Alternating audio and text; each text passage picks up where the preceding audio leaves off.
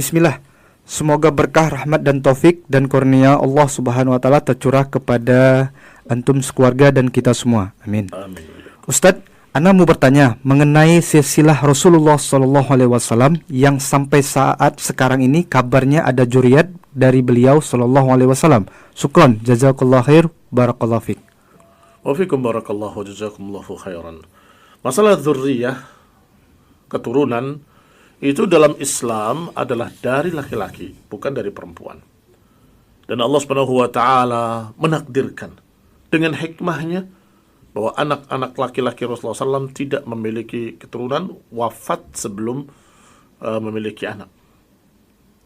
Taib, sehingga dengan ini tidak ada keturunan Rasulullah Sallallahu Alaihi Wasallam.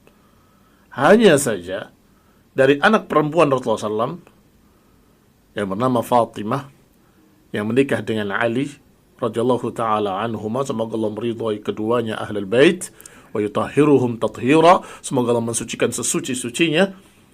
Ada turunannya Al-Hasan Al-Husain, dan kemudian Al-Hasan Al-Husain juga memiliki keturunan. Ada turunan Al-Hasan, ada turunan Al-Husain. Maka inilah yang kemudian dianggap dzurriyyat Nabi Muhammad SAW. Padahal itu adalah dzurriyyatnya Ali bin Abi Thalib, atau di atasnya Ali masih ada Abu Thalib, di atasnya dan seterusnya.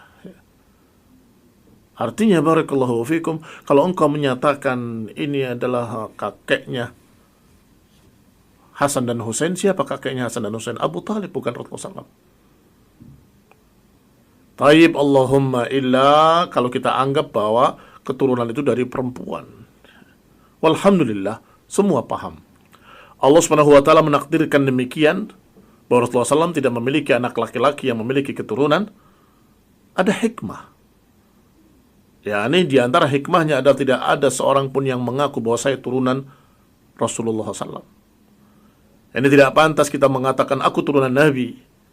Paling tinggi turunan Ali yang dijuluki dengan Alawi, atau turunan Ali bin Abi Thalib radhiyallahu taala anhu. Itu pun tidak menjadikan satu perkara yang dibanggakan kalau tidak diiringi dengan tauhid was sunnah. Kalau diiringi dengan tauhid was sunnah, maka jelas yang merupakan ahlul bait, turunan Ali bin Abi Thalib lebih mulia daripada yang lain. Kalau imannya sama, tauhidnya juga lurus, berjalan di atas sunnah, maka mereka yang merupakan anak turunan Rasulullah SAW dari Fatimah, berarti bukan anak turunan Rasul, anak turunan Ali bin Abi Thalib, jelas memiliki keutamaan. Bahkan Rasulullah SAW berpesan, udzakirukum, aku ingatkan kalian, ahli baiti, terhadap keluargaku. Aku peringatkan kalian tentang keluargaku. Dan itu pun hadis yang disahihkan oleh para ulama. Sehingga ada keutamaan, tetapi harus diiringi dengan iman dan amal saleh. Kalau nggak ada iman, nggak ada amal saleh, atau menyimpang sesat, maka sungguh beberapa orang-orang yang kafir yang dicerca oleh Allah itu pun masih punya kerabat dan ahli bait kepada Nabi. Seperti Abu Lahab. Tapi toh Allah katakan dengan tegas dalam Al-Quran, tabbat yada abi lahabi wa tab. Bukankah dia ahli bait? Iya, tapi nggak ada gunanya. Keturunan ahli bait atau kerabat Nabi nggak ada gunanya kalau tidak diiringi tauhid was sunnah, kalau tidak diiringi dengan iman dan amal saleh. Sehingga Rasulullah SAW pernah mengumpulkan keluarganya dan menyatakan kepada mereka, ishtaru anfusakum, selamatkan diri-diri kalian sendiri. La ughni ankum minallahi syai'a. Aku tidak akan bisa berbuat apa-apa kalau sudah Allah Subhanahu wa taala yang memutuskan. Ya Fatimah binti Rasulullah sallallahu alaihi wa ala alihi wasallam. Wahai Fatimah, anaknya Rasulullah SAW, selamatkan dirimu sendiri. Aku nggak akan bisa menyelamatkan kamu di hadapan Allah SWT. Artinya kalau sampai kafir, tidak bisa diselamatkan.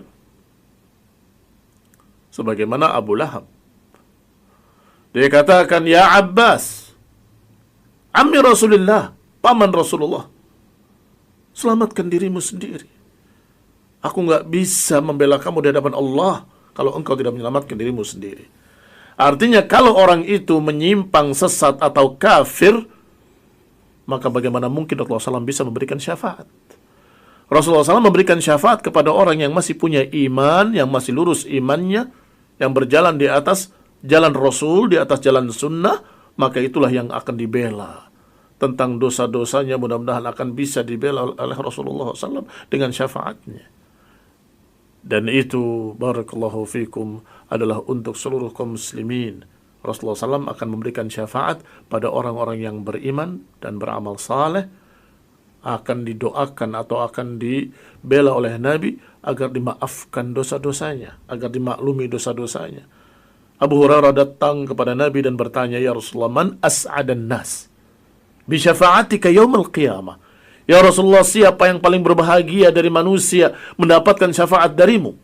Siapa yang paling berbahagia dari manusia yang mendapatkan syafaat darimu? Nabi menjawab, man qala la ilaha illallah sidqan min qalbihi. Orang yang mengucapkan la ilaha illallah dengan jujur dari hatinya. Artinya jujur konsekuen. Tidak mengotori la ilaha illallah dengan kesyirikan, dengan berdoa pada makhluk, dengan berdoa pada orang mati, dengan berdoa pada kuburan-kuburan atau tempat-tempat keramat. Tetap di atas tauhid. Ini yang akan mendapatkan syafaat dari Nabi Muhammad sallallahu alaihi wa ala alihi wasallam. Wallahu taala alam bissawab.